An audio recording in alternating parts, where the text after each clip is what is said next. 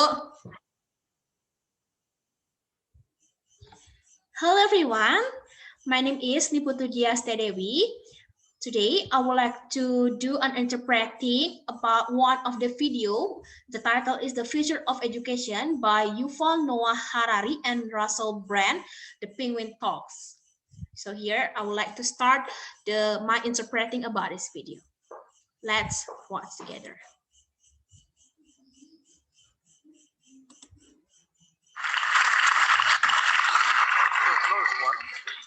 I'm here to talk about our future, both the future of our species, Homo sapiens, and about your own personal future.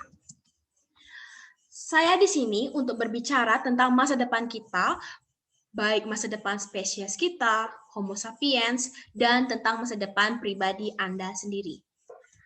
And nobody really knows what the world would look like in 2050. The only thing we know for sure is that it will be a very, very different world than today. And tidak ada yang benar-benar tahu seperti apa dunia pada tahun 2050. Satu-satunya hal yang kita tahu pasti adalah bahwa itu akan menjadi dunia yang sangat berbeda dari hari ini. Perhaps the most important thing to know about the future is that humans will soon be hackable animals that can be hacked. Dan mungkin hal terpenting untuk diketahui tentang masa depan adalah manusia akan segera menjadi hewan yang bisa diretas. There is a lot of talk these days about hacking computers and email accounts and smartphones and bank accounts, but we are actually entering the era in which it will be possible to hack human beings. Ada banyak pembicaraan akhir-akhir ini tentang meretas komputer dan akun email serta ponsel pintar dari rekening bank. Tetapi kita sebenarnya memiliki era di mana manusia dapat diretas. Now, what does it mean to hack a human being? It means to create an algorithm that can understand you better than you understand yourself, and can therefore predict your choices, manipulate your desires, and make decisions on your behalf. Sekarang, apa artinya meretas manusia? Ini berarti membuat algoritma yang dapat memahami Anda lebih baik daripada Anda memahami diri sendiri dan karenanya dapat memprediksi pilihan Anda, memanipulasi keinginan Anda, serta membuat keputusan atas nama Anda. In order to control and manipulate you, the algorithms will not need to know you perfectly. Untuk mengontrol dan memanipulasi Anda, algoritma tidak perlu mengenal Anda dengan sempurna. This is impossible.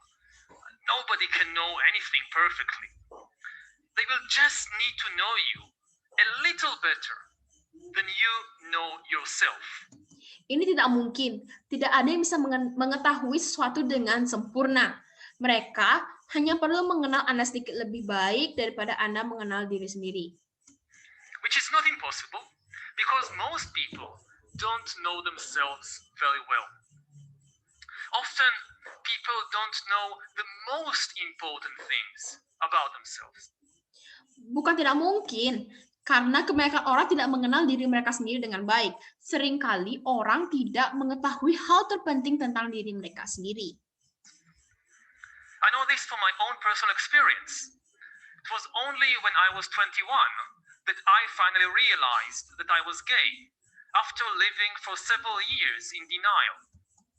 Saya tahu ini dari pengalaman pribadi saya. Hanya ketika saya berumur 21 tahun, saya akhirnya menyadari bahwa saya adalah seorang gay. Setelah hidup dalam penyangkalan selama beberapa tahun. And today I keep thinking back to the time when I was 15 or 16 or 17, and I try to understand how did I miss it? It should have been so obvious. But the fact is that I didn't know. Dan hari ini saya terus mengingat kembali ketika saya berusia 15 atau 16 tahun atau 17 tahun. Dan saya mencoba untuk memahami bagaimana saya melewatkannya. Harus begitu jelas, tetapi kenyataannya aku tidak tahu.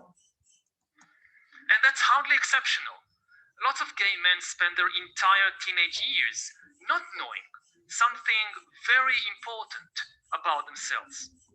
Dan itu tidak luar biasa. Banyak pria di luar sana yang menghabiskan masa remaja mereka tanpa mengetahui sesuatu yang sangat penting tentang diri mereka sendiri.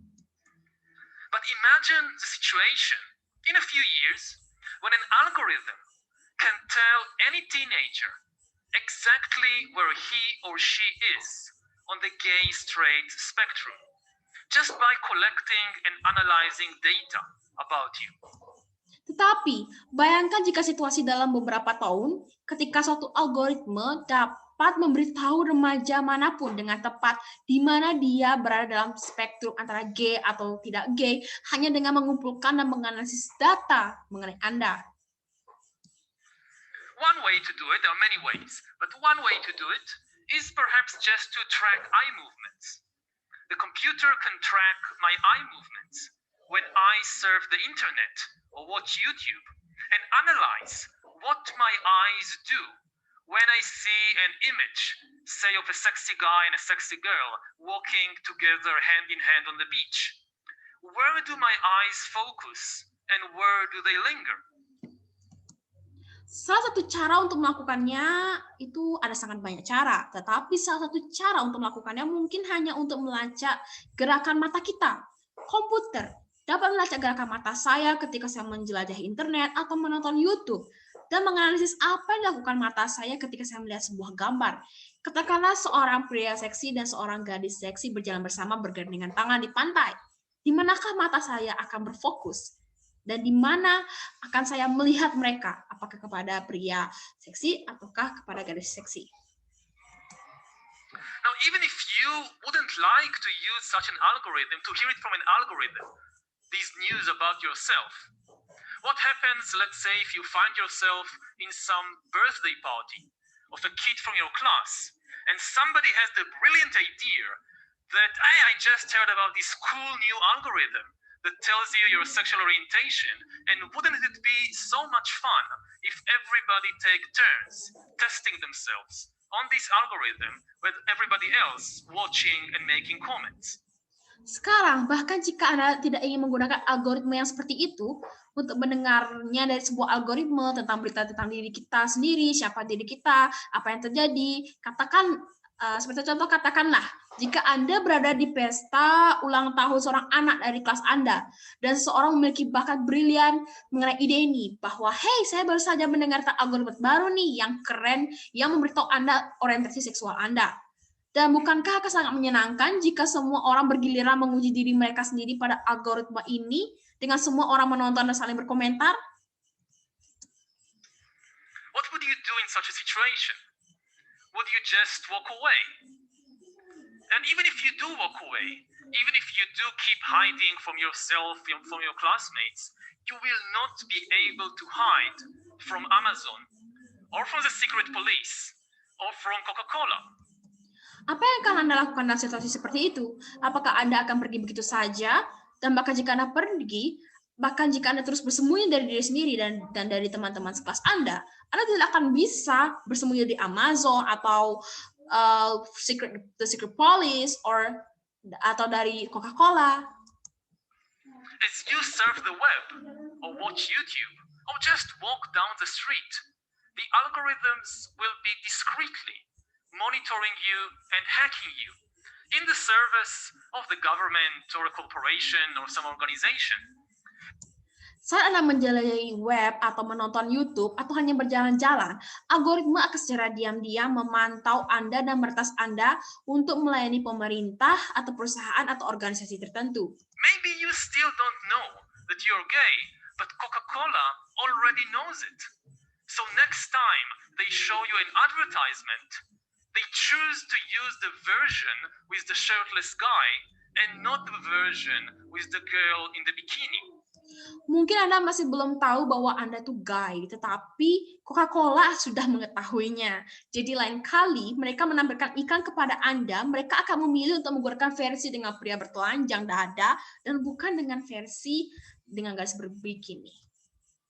And next day when you go to the shop, you choose to buy Coke and not Pepsi. And you don't even know why. You think you did it from your free will. Dan keesokan harinya ketika Anda pergi ke toko, Anda memilih untuk membeli Coke yang bukan Pepsi. Dan Anda bahkan tidak tahu mengapa itu terjadi.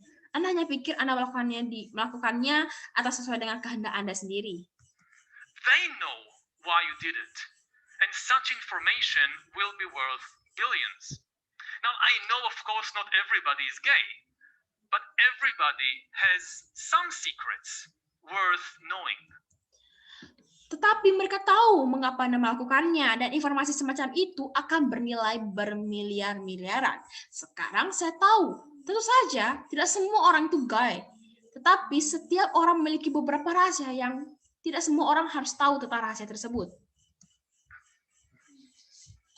Now,